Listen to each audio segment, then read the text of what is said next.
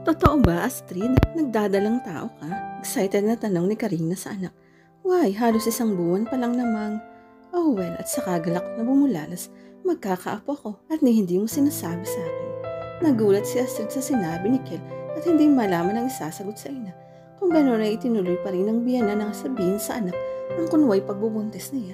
She groaned inwardly. Gustong manlamig. Panibagong panloloko na naman itong gagawin nila. Gusto niyang itanggi yun, subalit paano naman ang biyanan niya? Hindi niya gustong hiyain ito. Ang gusto lang naman ni Sena ay lumigaya sila ni Kel. Congratulations to both of you. Ani Harry at tumayo at kinamayan si Kel. Thank you. Tinanggap ni Kel ang pakikipagkamay ni Harry bagaman formal ito. Ang mami niya ay niyakap siya ng mahigpit at kitang-kitang labis na kasiyahan sa mukha nito. Saka alamang magkakaanak na siya. Mag-o-overseas agad ako sa daddy iya. Matutuwa siyang tiyak. Sa ibabalita kong ito, magkakaapo na kami. Excited ang boses na sabi ni Karina. So yun ang dahilan kaya nahuhulog ang katawan mo, Astrid, si Harry. Napatingin si Kel dito nang marinig ang komento ni Harry. Sandaling dumilim ang mga mata na agad ding pinalis. Naku, dapat ay doon na lang kayo sa bahay na malaki tumira. Ani Karina, masyadong malayo itong bahay niyo. Mami, gusto kasi namin ni Astrid na magsarili muna sa mga unang taon ng pagsasama namin.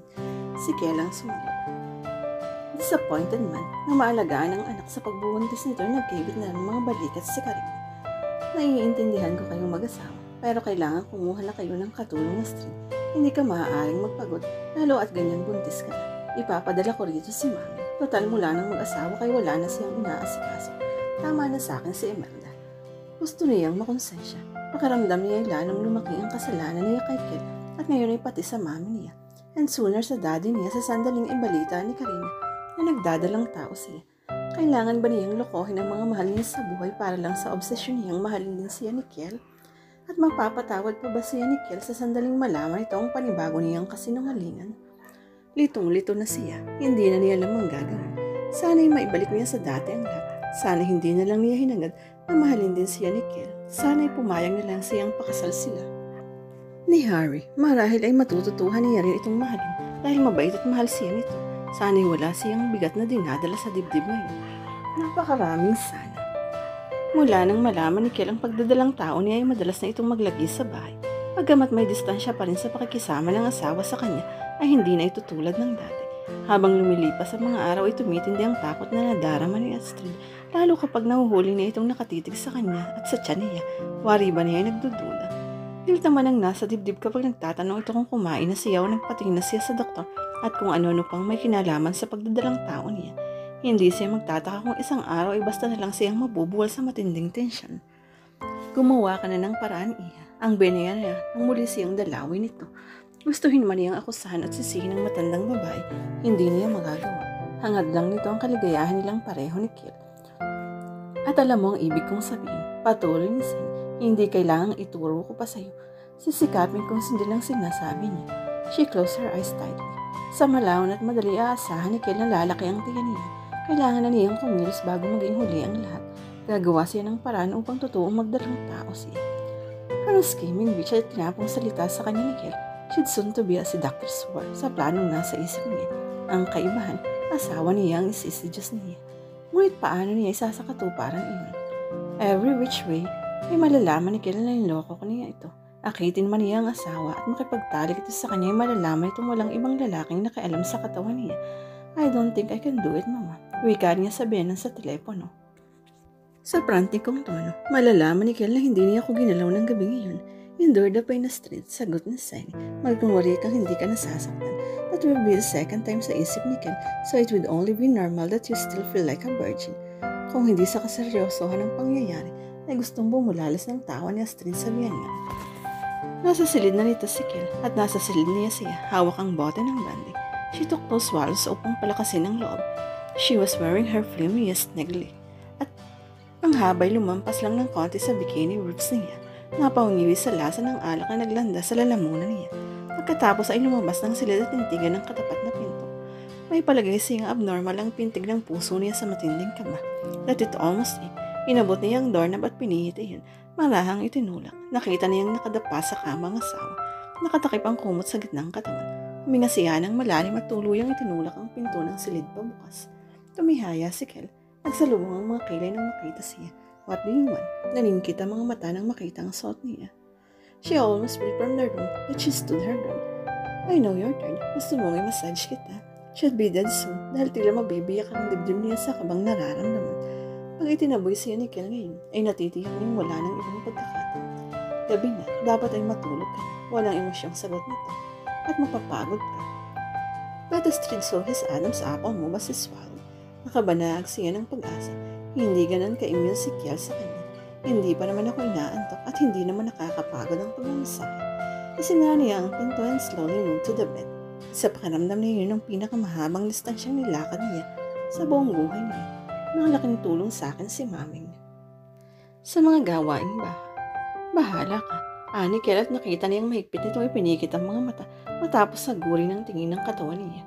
Nakita niyang tumas bumaba ang dibdib nito bago dumapa. Pumwesto siya ng upo sa kama. Nakahubad lang si Kel at natatakpan ng kumot ang ibabang bahagi ng katawan. Hindi nilang kung ano ang suot nito. Naalala niya na sanay nga palang matulog ito na nakabriefs lang, kundi man lamang suot kahit na ano. Nanlalamig at nanginginig ang mga kamay niya nang madikit sa balat niya ang hubad na likod ng asawa.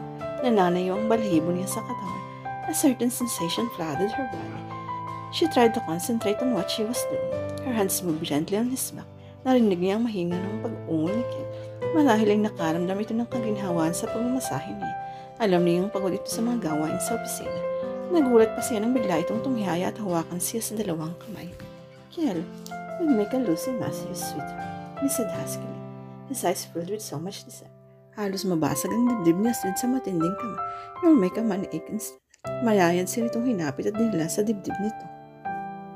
Kasabay ng paglapat ng mga labi ni Kel sa mga labi niya, ibinabari nito ang isa niyang kamay upang ibadaman sa kanya ang nangyayari sa katawan nito. She gasped in his mouth. Kel had nothing on, and she couldn't believe that man could grow that hard. Iba't ibang emosyon ang lumukob sa katawan niya sa sandaling iyon.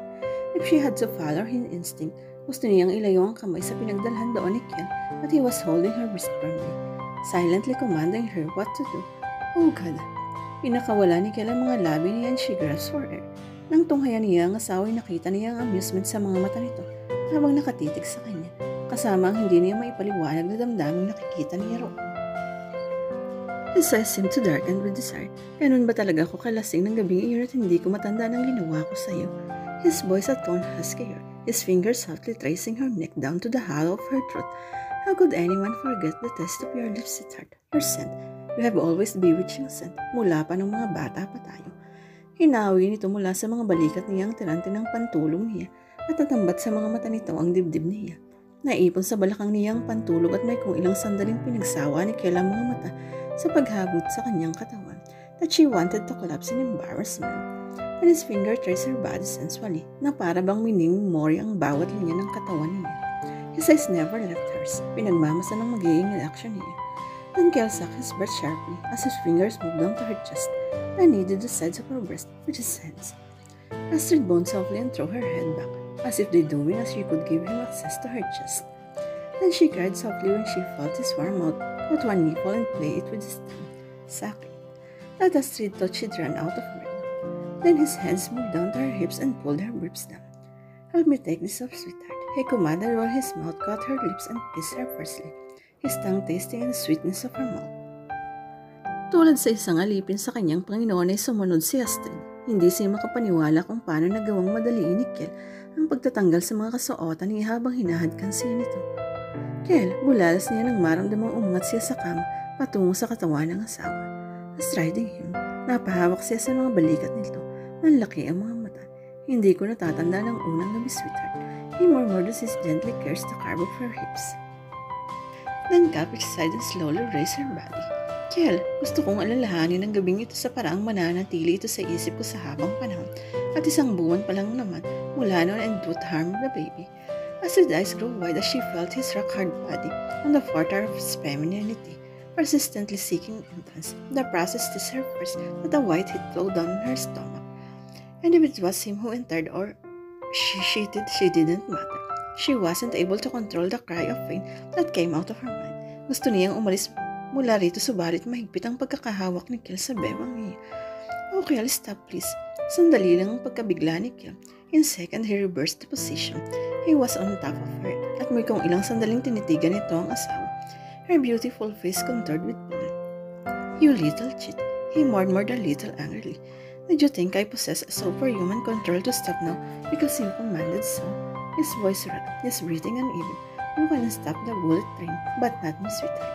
Kung may amusement man sa tinig nitong humahalo sa bahagyang galit, ay hindi iyon narehistro sa pandinig ni Astrid. She wasn't ready for this kind of thing. "Go away, oh God," she tried to push him, but Kel was big and strong. "I can't, Astrid, I can't." Kel tried to be gentle, kiss her and curse her for submission, pero sa nagpapanik na isip ni Astrid ay hindi na yun nagsisilbi. Pinagmasdan ni Kel ang asawa. Nakadapa si Astrid sa unan. Her fingers were clutching the pillow sheet tightly. He tried to reach her, subalit muling ibinalik ang kamay and uttered an oath.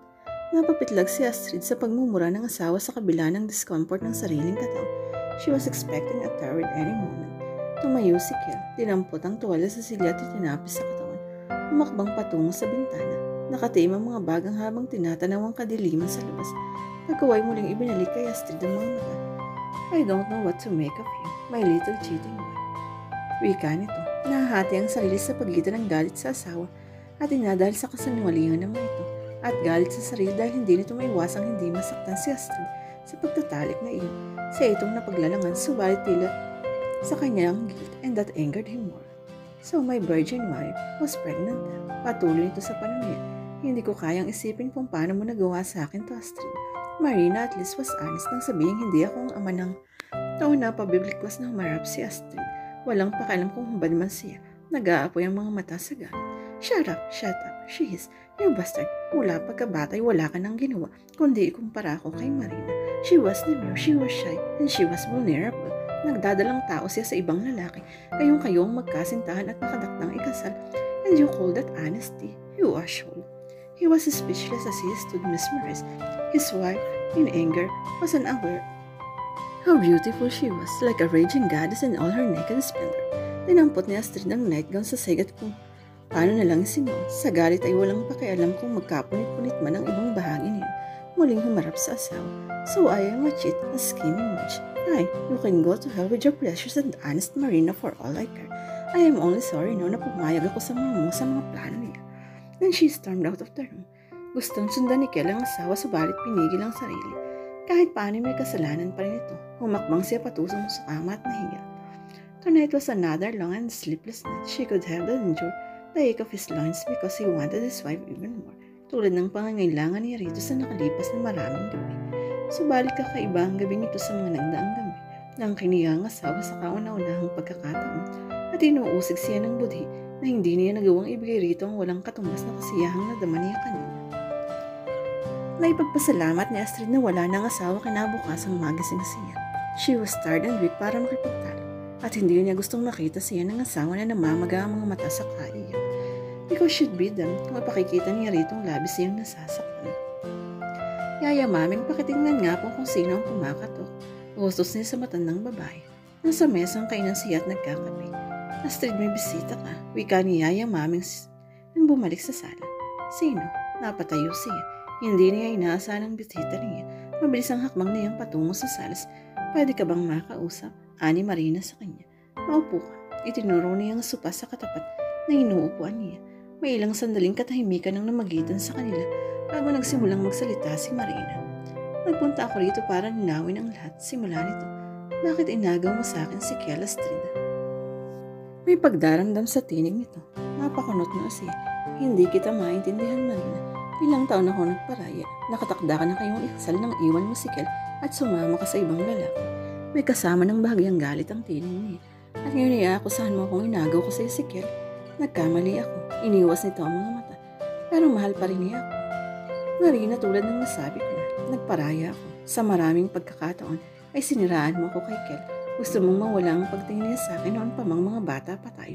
At kung nangyari mang kami rin ni Kel sa bandang huli, ay ikaw nang may kasalanan ng lahat." "May kasalanan ako kay Kel, Astrid. Inaamin ko. Subalit pinatawad niya ako sa dalawang kamay na tatanggapin muli. At hindi mahirap po lang pinilit mo siyang pakasalan ka. At natitiyak kong kasabot mo ang ina niya." She shook her head and smiled back. "I can't imagine you stoop that low, Astrid. Parang walang ibang lalaki pang papatol sa'yo. Sinamantala mo ang 2 linggong nagkalayo kami upang akitin si Kel." Napatiimbagang si Astrid. Asawa ko na ngayon si Kel.